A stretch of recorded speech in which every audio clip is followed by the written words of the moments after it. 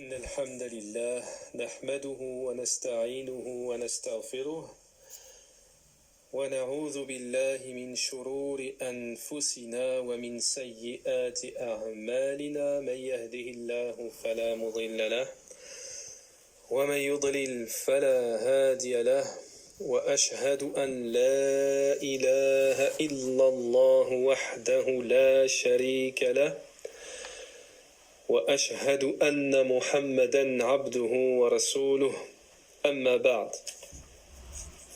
طيب. Donc nous nous étions arrêtés dans nos cours de la parure de l'étudiant au point numéro 27.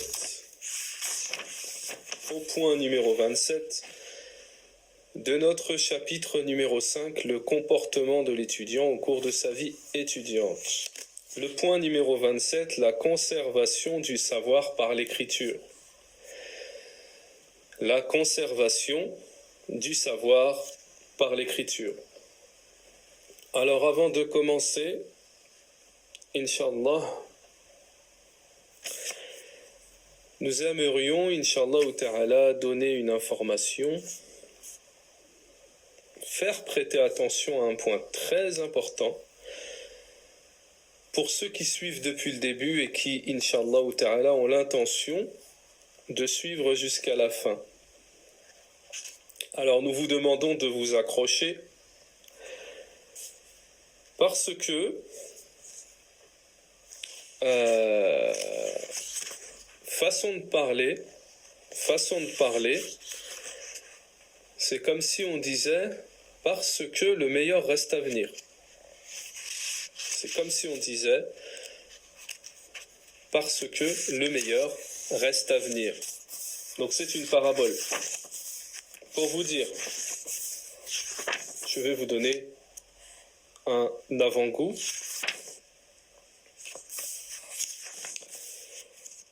Inch'Allah, un avant-goût de ce qu'il y a à la suite, des points très très très importants.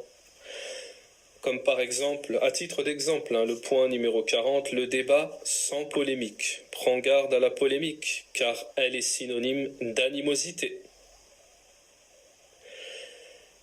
À l'inverse, la discussion qui a pour objectif de faire apparaître la vérité est un grand bienfait.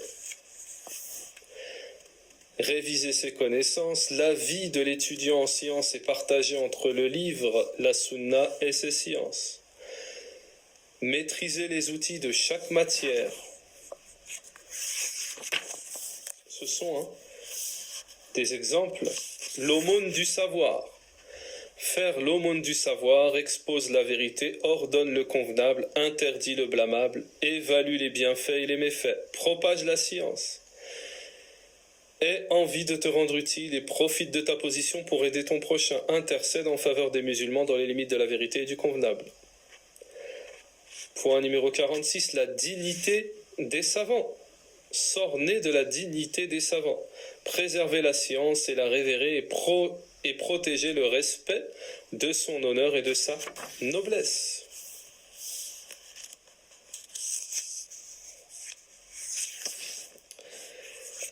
Également, la complaisance, sans faire de concessions en matière de religion.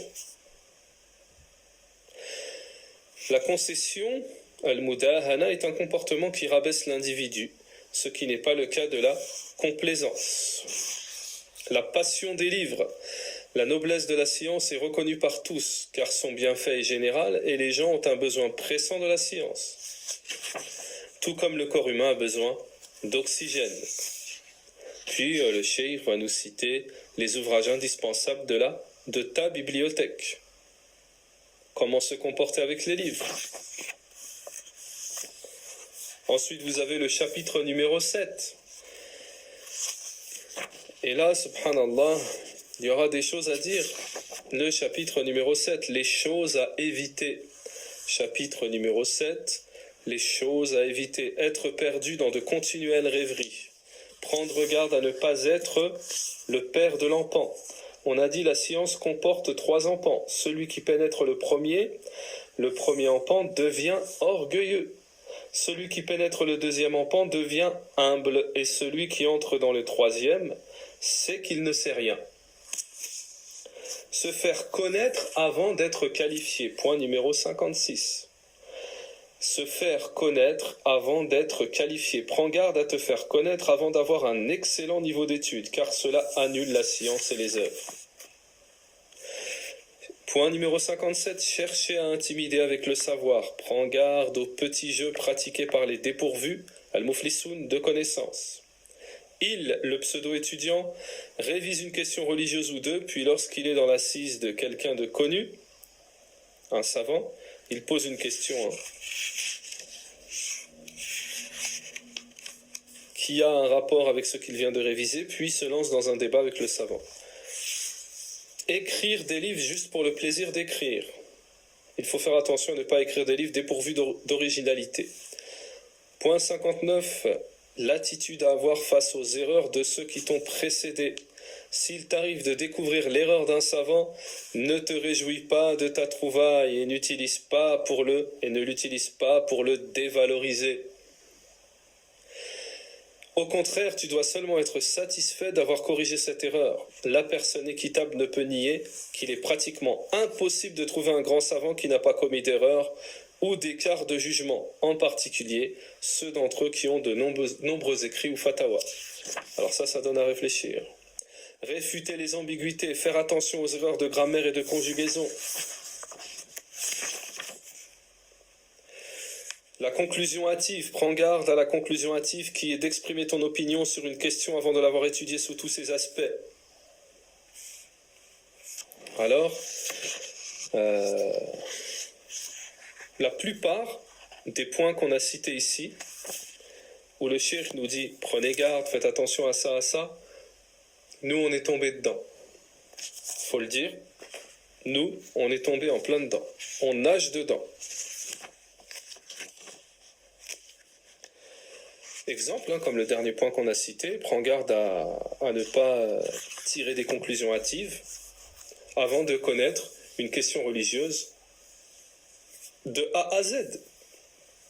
Et non, comme on l'a cité plusieurs fois dans les cours, c'est un exemple, à titre d'exemple que je vous donne.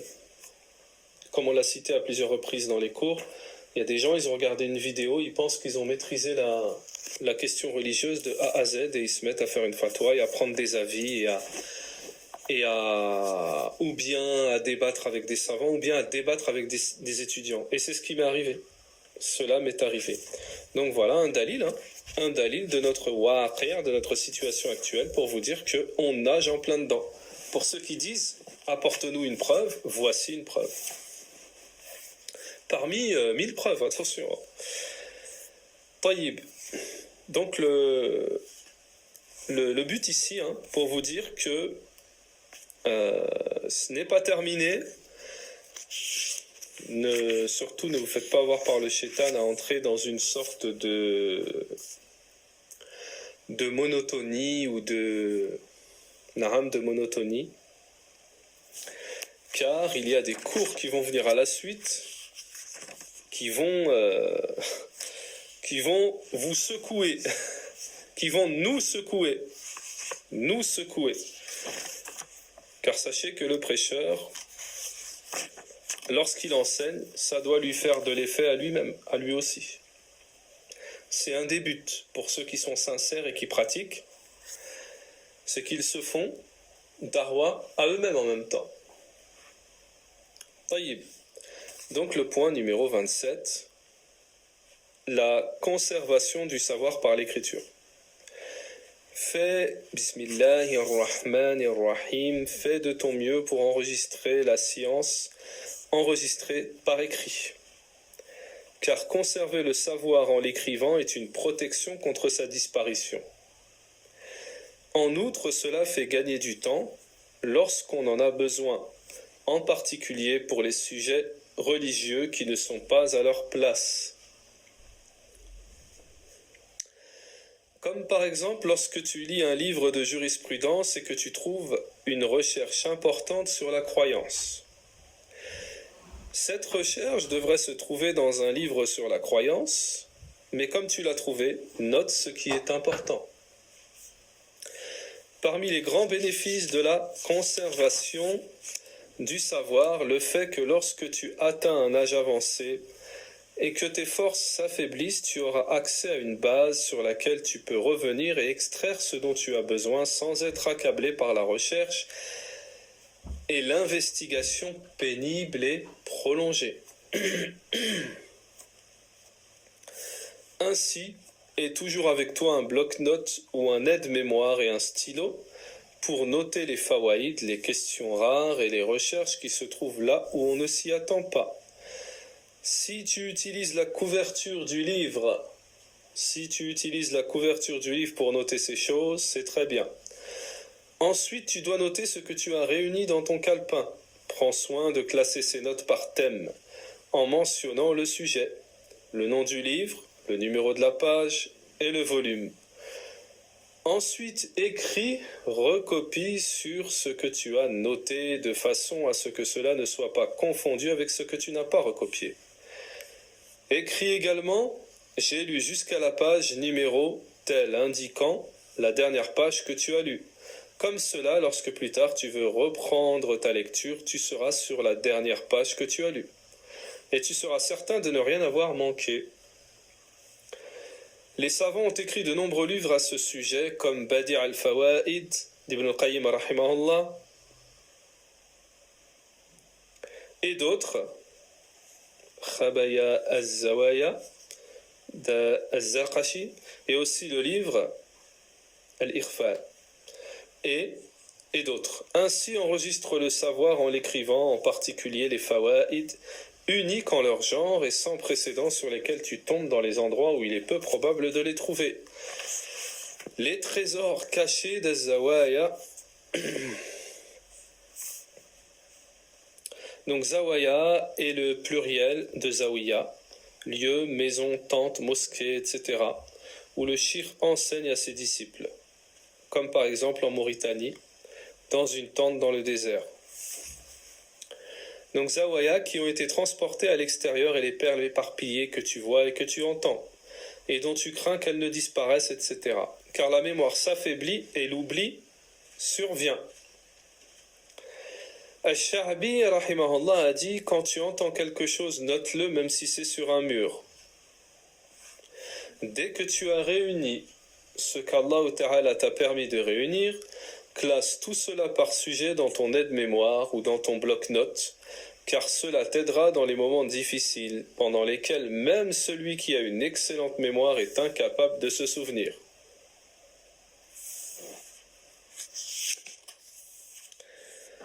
Tayyib.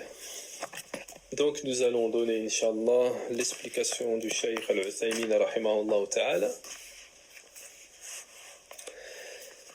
La conservation du savoir par l'écriture. Cheikh Al-Uthaymin rahimahullah nous dit, c'est-à-dire fournir les efforts pour noter, c'est important, surtout en ce qui concerne les récits, ou bien les subdivisions. Subdivision, c'est-à-dire se divise en deux catégories, se divise en une catégorie, se divise en trois catégories, exemple. Celles que tu ne trouves pas dans certains livres. Combien de questions importantes sont passées par la personne sans noter, sans qu'elle ne prenne de notes. Ne pas se baser sur le fait de dire « Inch'Allah, je n'oublierai pas » parce que s'il l'oublie, certaines personnes écrivent en bordure ou en bas de page, une écriture qui touche la base du contenu. Mais il faut que lorsque tu écris sur le livre, que tu écris en bordure. Alors, ça c'est pour dire,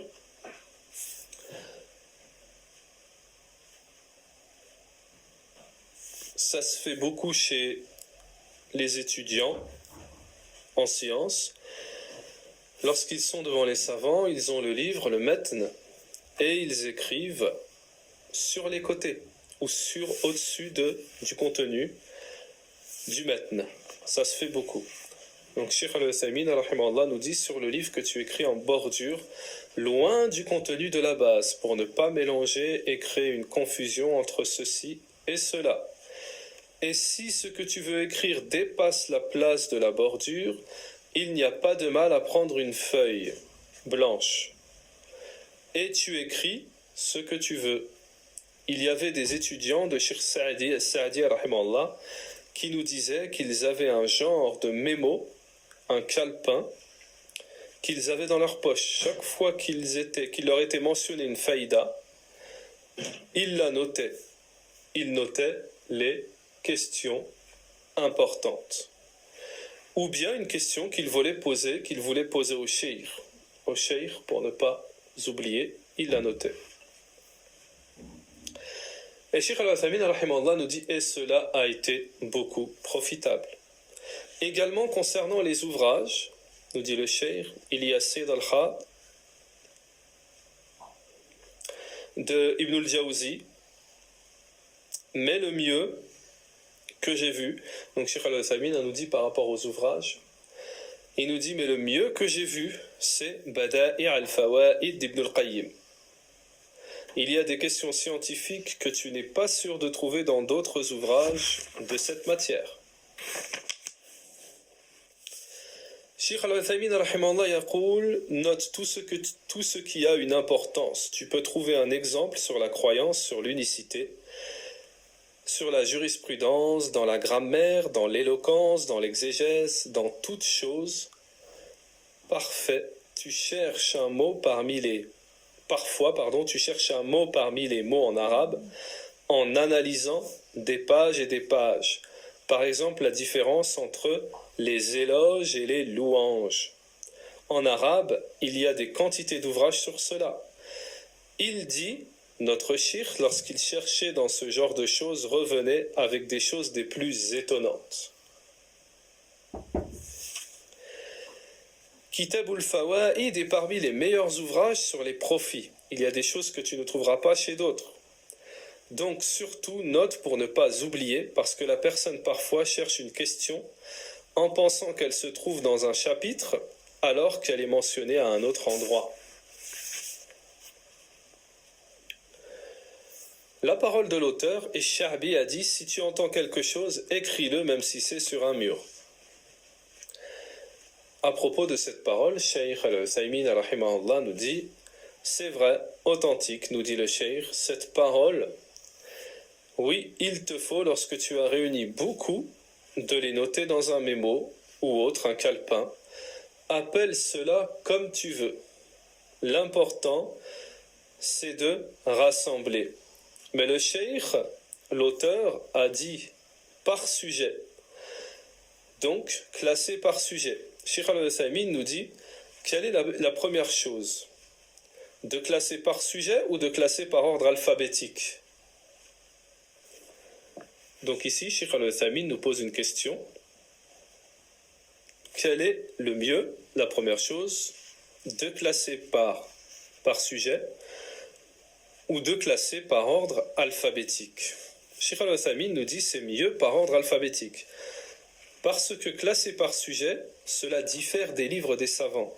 Cela varie d'un savant à un autre. Par exemple, l'ordre chez les Hanbali n'est pas le même chez les Shafi'ites, surtout dans les transactions. Il nous est donc éclairci maintenant ici que l'auteur, le Cheikh Bakr Abu Zayd, rahimahullah, incite à mémoriser, préserver la science par l'écriture. Cheikh Al-Uthaymin nous dit, il y a des savants qui voient le contraire. Il y a des savants qui voient le contraire. C'est-à-dire préserver la science par la mémorisation dans les poitrines et non dans les lignes, les écrits, les feuilles. Le Cheikh Al-Uthaymin rahimahullah explique une question importante ici, ce qui nous montre une fois de plus la clairvoyance des savants. L'auteur dit que la personne se repose sur l'écriture, c'est-à-dire ce qu'il retranscrit. Mais s'il serait habitué, donc Cheikh Al-Uthaymin nous dit un autre avis, ici, nous expose un autre avis.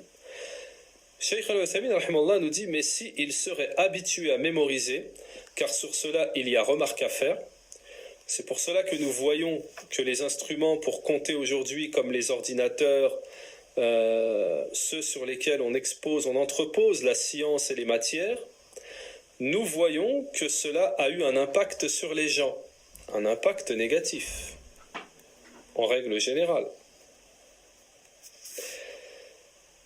Exemple, Cheikh Al-Uthaymin nous dit les programmes sur les prescriptions sur ordinateur. La personne connaît comment allumer l'ordinateur. Il parvient au jugement sur l'héritage, par exemple, alors qu'il ne connaît pas. Ceci est nuisible. C'est-à-dire que, en gros, la personne va classifier sur un ordinateur ou autre des jugements légiférés, des chapitres, etc. Il saura où trouver le chapitre, à quel endroit, comment allumer, comment éteindre, comment classifier, etc. Mais le contenu en lui-même, il n'aura aucune connaissance envers le contenu. Cheikh Al-Uthaymin nous dit que c'est un immense mal. Si la personne est vraiment pressée et sa recherche, son calcul est long, il n'y a pas de mal à utiliser cela. Mais tant que tu as la possibilité d'utiliser ta mémoire, ton esprit, éloigne-toi de l'écriture. L'écriture, en réalité, l'homme en a besoin si il a peu de mémoire, c'est-à-dire une faible mémorisation. Sinon, en premier lieu, il faut s'en remettre à sa mémorisation. C'est pour cela que les compagnons du prophète, alayhi salatu wassalam, portaient les hadiths, la plupart par mémorisation et non par écriture. Même si parmi eux, il y en avait qui écrivaient, comme Abdullah ibn Umr. Mais Abu Hurairah radiyallahu anhu n'écrivait pas, et avec cela, il avait de la science du hadith, où il a rapporté et transmis au messager d'Allah alayhi salatu wassalam, ce que nul autre n'a rapporté, et tout ça de mémoire. Malgré qu'il soit entré tardivement dans l'islam.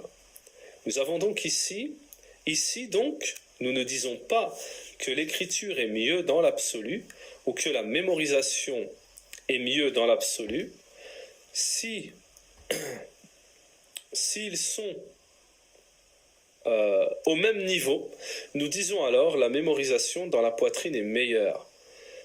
Si la nécessité nous appelle à l'un ou à l'autre, alors là, c'est la nécessité qui prend le dessus. Vous utilisez maintenant des enregistreurs. Cheikh Al-Uthaymin dit à ses élèves, vous utilisez maintenant des dictaphones, des enregistreurs. Si vous vous en remettriez à votre mémorisation, à mémoriser, vous auriez plus mémorisé que de vous en remettre à vos dictaphones ou enregistreurs. Parce que la personne avec un enregistreur, elle s'endort. Et lorsque le cours est terminé, il ouvre son enregistreur, il écoute. Mais s'il n'avait pas d'enregistreur, il aurait écouté tout ce que dit le professeur. Il se serait concentré. Cela est plus fort.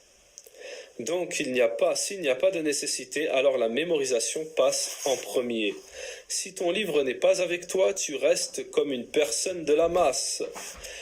Mais si tu te fies à ta mémoire, dans ta poitrine, il ne se peut pas que ta poitrine soit avec toi. Donc le cheikh, là, vous allez voir, il dit une parole fausse pour se concentrer sur la vérité. Je dis, lorsque tu te reposes sur l'écriture, il se peut que ton livre ne soit pas avec toi. Tu es en voyage et le livre est à la maison.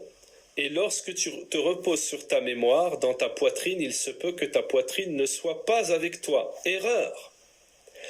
Il se peut que ta poitrine ne soit pas avec toi. Erreur. N'est-ce pas? Ta poitrine est avec toi, partout où tu vas. Donc attention au ravage de l'écriture, nous dit Cheikh Al-Uthaymin rahimahullah.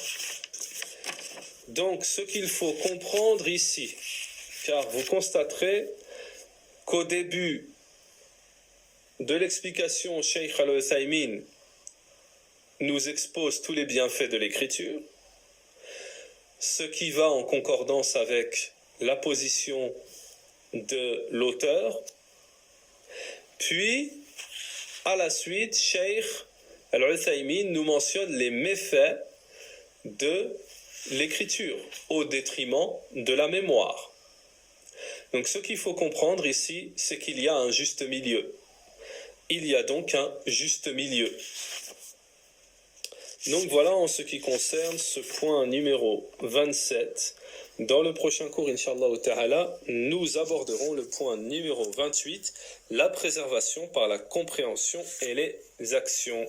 Subhanakallahumma wa bihamdik wa ashhadu an la ilaha illa ant wa astaghfiruka wa atubu ilayka wa sallallahu wa sallam ala nabiyyina Muhammad wa ala alihi wa ashabihi ajma'in.